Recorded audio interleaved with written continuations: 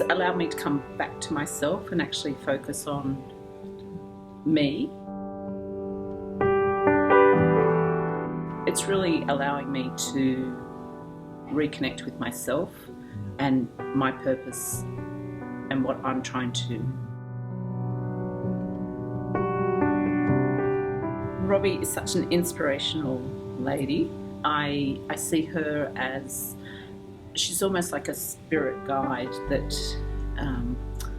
allows you to work on yourself, work on your beliefs.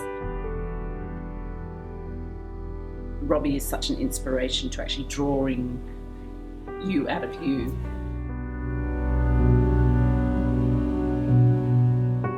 She has this energy about her that just envelopes the whole room.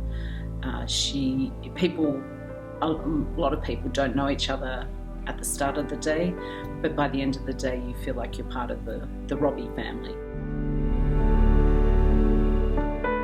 I've known her for a long time and she really just brings out the best in people.